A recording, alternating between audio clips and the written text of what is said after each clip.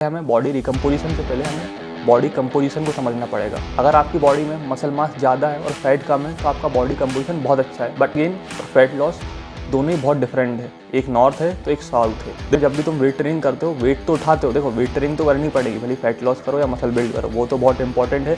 ऐसा नहीं हो कि कार्डियो करके या डाइट से ही तुम कर लोगे। कंपोजिशन दो सिचुएशन में पॉसिबल है। तो आजकल का सबसे ट्रेंडिंग टॉपिक, क्या हम मसल गेन और फैट लॉस साथ में कर सकते हैं, जिसे हम बॉडी रिकम्पोजिशन कहते हैं। जैसे आपने बहुत सारे सेलिब्रिटीज़ को देखा होगा, लाइक सलमान खान ने सुल्तान के टाइम करी थी कि उन्होंने फैट लॉस भी करा था, but at the same time उन्होंने मसल गेन भी करा था। या फिर जैसे आमिर खान ने दंगल के टाइम जैसे उन्होंने बहुत ड्रास्टिक ट्रांसफॉर्मेशन करी थी, फैट लॉस भी करा था और एट द सेम टाइम उन्होंने अच्छा खासा मसल गेन भी करा था। तो क्या ये पॉसिबल है? देखो, सबसे पहले हमें बॉडी रिकम्पोजिशन से पहले हमें बॉडी कंपोजिशन को समझना पड़ेगा। बॉडी कंपोजिशन यानी कि कितना आपकी बॉडी में मसल मास है और कितना आपकी बॉडी में फैट है। ये मसल मास और फैट का रेशो होता है। अगर आपकी बॉडी में मसल मास ज़्यादा है और फैट कम है तो आपका बॉडी कंपोजिशन बहुत अच्छा है, but at the same time अगर आपका मसल मास बॉडी में कम है और फैट ज़्यादा है तो आपका बॉडी कंपोजिशन अच्छा नहीं है, आपका बॉडी कंपोजिशन बुरा है। तो देखो, सबसे पहले हमें अगर बॉडी रिकम्पोजिशन से पहले हमें फैट लॉस और मसल गेन को समझते हैं। देखो, मसल गेन और फैट लॉस दोनों ही बहुत डिफरेंट है। एक नॉर्थ है तो एक साउथ है। देखो, जब भी हम मसल गेन करते हैं तो हम कैलोरी सरप्लस पे रहते हैं, हम हाई कार्ब डाइट खाते हैं, हम प्रोटीन तो हाई रहता ही हमारा, but at the same time हमारा कार्ब भी हाई रहता है और फैट भी हाई रहता है। फॉर एन एग्जाम्पल, हमारी मेंटेनेंस कैलोरी है 2000, तो हम 2500 पे जाते हैं। इतनी हम एग्जांपल ले रहे हैं कि 2500 तक कैलोरी तक हम सरप्लस करते हैं। देखो, जब भी हम मसल गेन करते हैं तो हम वेट भी ज़्यादा उठाते हैं, हम वेट ट्रेनिंग भी अच्छी हैवी और इंटेंस करते हैं। क्यों? क्योंकि हमारी डाइट, हम कैलोरी सरप्लस पर रहते हैं, हम हाई कार्ब डाइट पर रहते हैं, जिससे हमारी एनर्जी भी ज़्यादा रहती है और एंड्योरेंस भी ज़्यादा रहती है। इसे हम पूरा एक एनाबॉलिक प्रोसेस कहते हैं। But at the same time जो फैट लॉस है उसे कैटाबॉलिक प्रोसेस कहते हैं। क्यों?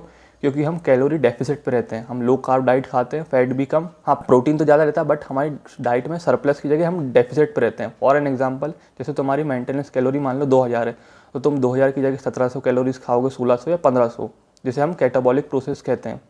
और इसमें जब भी तुम वेट ट्रेनिंग करते हो, वेट तो उठाते हो, देखो वेट ट्रेनिंग तो करनी पड़ेगी, भले फैट लॉस करो या मसल बिल्ड करो, वो तो बहुत इंपॉर्टेंट है।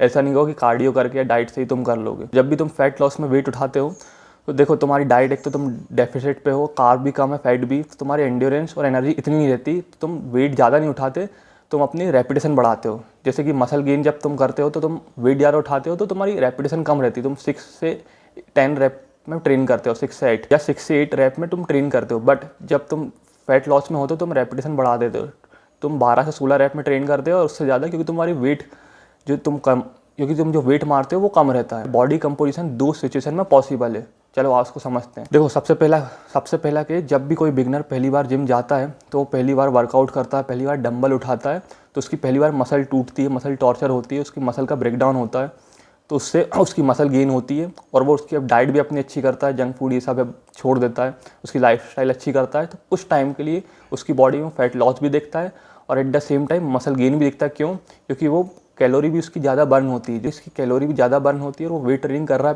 पहली बार उसकी मसल का ब्रेकडाउन हो रहा है, तो एट द सेम टाइम उसे मसल गेन तो दिखता ही है, but at the same time उसको फैट लॉस भी दिखता है। बट भाई, ये बहुत कम समय के लिए होता है, ऐसा नहीं कि ये बहुत टाइम तक चलेगा। फिर आता है दूसरा केस। देखो, दूसरा केस, जब भी कोई वर्कआउट कर रहा है बहुत समय से, बट उसने बहुत एक लंबा गैप ले लिया, जब भी वो एक लंबे गैप से वापस आता है तो उसकी मसल श्रिंक हो जाती है। क्यों? क्योंकि उसने वेट ट्रेनिंग बहुत समय से छोड़ दी है, जिसके कारण उसकी मसल की हार्डनेस और फुलनेस कम हो जाती है, उसकी मसल में थिकनेस नहीं बचती। तो जब भी वो आके वर्कआउट करता है, वेट ट्रेनिंग करता है, तो उसकी मसल ब्रेकडाउन फिर से होती है, फिर से उसका मसल टूटता है, फिर से वो अपनी डाइट, लाइफस्टाइल सब सही करता है, जो भी जंक फूड ये सब बंद करके अच्छी करता है, उसकी कैलोरी फिर से ज़्यादा बर्न होती है। बहुत टाइम के बाद उस वर्कआउट चालू करता है तो फिर से उसकी अच्छी से मसल टूटती है, मसल का ब्रेकडाउन होता है, जिससे उसका मसल गेन भी होता है और एट द सेम टाइम उसका फैट लॉस भी होता है। बट फिर से ये बहुत एक कम टाइम के लिए होता है, ज़्यादा समय के लिए नहीं होता। बट फिर आता है थर्ड केस। अगर मान लो तुम 2-3 साल, 1 साल तुम्हें वर्कआउट करते हुए हो गए हैं, तुम एक इंटरमीडिएट लेवल पे हो या एडवांस लेवल पे हो, तो भाई तुम एक टाइम पे फैट लॉस और मसल बिल्ड नहीं कर पाओगे। हाँ, देखो ये सच है, तुम एक टाइम पर मसल बिल्ड और फैट लॉस नहीं कर पाओगे। क्यों? क्योंकि मैंने डिफरेंस बता दिया है। देखो भाई, मैंने तुम्हें डिफरेंस बता दिया, क्योंकि मसल गेन एक एनाबॉलिक प्रोसेस है जिसमें हम कैलोरी सरप्लस पे रहते हैं और फैट लॉस एक कैटाबॉलिक प्रोसेस है जिसमें हम कैलोरी डेफिसिट पे रहते हैं। तो भाई कैसे पॉसिबल है हम एक टाइम पे मसल गेन भी कर लें और फैट लॉस भी कर लें? बिकॉज देखो, जब तुम जैसी वर्कआउट तुम्हें करते हो बहुत टाइम हो जाता है, तो जितनी तुम्हारी मसल मैच्योर होगी उतना क्योंकि जितनी तुम्हारी फिर मसल मैच्योर होगी उतना कम तुम्हें मसल ग्रोथ देखने को मिलेगा। शुरू के समय में, शुरू के टाइम में, पहले 2 साल में बहुत अच्छी तुम्हें ग्रोथ देखने को मिलेगी, बट जैसे तुम इंटरमीडिएट एडवांस लेवल पे आते हो तो और तुम्हारी मसल गेन की जो तुम्हारी मसल गेन के रिजल्ट हैं वो और बहुत धीरे हो जाते हैं और स्लो हो जाते हैं। तो भाई ये पॉसिबल नहीं है, नेचुरली तो बिल्कुल पॉसिबल नहीं है।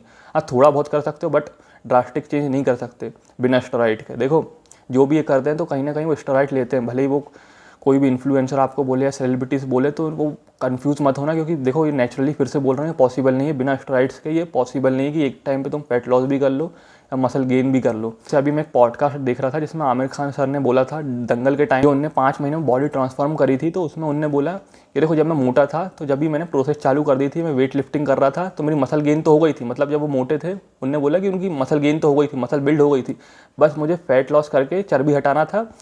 तो मसल गेन तो फिर जैसी फैट लॉस करता मसल गेन दिखने लगती। तो भाई मैं तुमसे पूछता हूँ, ऐसा पॉसिबल है क्या कि तुम्हारी जैसे अगर तुम मोटे हो तो तुम मसल गेन कर रहे हो, तो मसल गेन तो हो जाएगी, बस तुम्हें फैट हटाना है, तो जो बाकी जो मसल है अंदर बनी हुई वो अपने आप दिखने लगेगी? देखो, ऐसा पॉसिबल नहीं है। अगर तुम फैट लॉस करोगे तो मसल का भी तुम मसल लॉस भी होगा, क्योंकि जब वो मोटे थे उनका बॉडी फैट परसेंटेज बहुत ज़्यादा था, फिर उसके बाद वो सिंगल बॉडी फैट परसेंटेज में आए।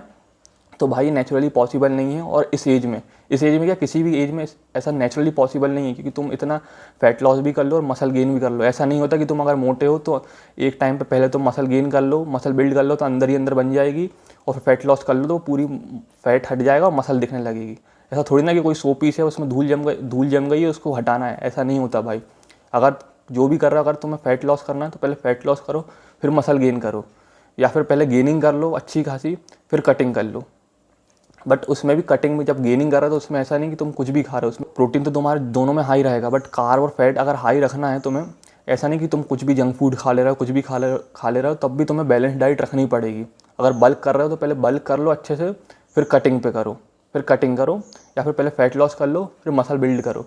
फॉर एन एग्जाम्पल, जब मैं मोटा था तो सबसे पहले मैंने फैट लॉस किया, अब मैं मसल गेन कर रहा हूँ। ऐसा नहीं कि तुम फैट लॉस भी कर लोगे और मसल गेन भी कर लोगे एट द सेम टाइम। इसमें बहुत सारे लोग कहेंगे, मैं बोल रहा हूँ पहले बल्क कर लो फिर फैट लॉस कर लो। बहुत सारे लोग ये कहेंगे, फिर भैया आमिर खान सर भी तो ये कह रहे हैं कि पहले मैं जब मोटा था तो मैंने अंदर ही अंदर मसल बिल्ड कर ली थी, फिर फैट लॉस कर लिया। देखो, बल्क करने में और एक मोटे रहने में, जो उन्होंने बोला कि अंदर ही अंदर, जैसे मैंने पहले प्रोसेस में जब मोटा था मसल बिल्ड कर ली थी, इसमें बहुत डिफरेंस है। बात को समझो। फॉर एग्जांपल, जब कोई एथलीट बल्क करता है तो उसकी डाइट पहली बात तो कोई ऊट पटांग रहती नहीं, उसमें मसल मास तब भी उसका बहुत हाई रहता है, और फैट का भी परसेंटेज इतना हाई नहीं रहता। मतलब वो आमिर खान सर जैसे कोई मोटा नहीं होता। अगर तुम कोई भी बल्क करेगा तो एक उसमें बहुत वो मोटा नहीं होगा। हाँ, फैट थोड़ा बहुत बढ़ेगा, बट वो उसका मेन फोकस रहेगा मसल गेन। कैसे मैं मसल गेन जो है मसल मास बढ़ाऊँ, ना कि फैट बढ़ाऊँ। और उसमें उनका फैट बढ़ा था। कोई भी अगर मोटा है फिर वो चाहे कि वो मसल गेन भी कर लेगा और फैट लॉस भी नहीं होता। भाई कोई भी एथलीट या कोई भी करता है, भाई कोई भी एथलीट कोई भी जब मसल गेन करता है, जब बल्किंग पे रहता है, तो उसका मसल मास ज़्यादा बल्क पे फोकस रहता है, ना कि फैट लॉस पे। और फिर जब वो कटिंग करता है तो फैट थोड़ा बहुत तो फैट रहेगा, और जो मसल लॉस भी है बहुत थोड़ा बहुत रहता है।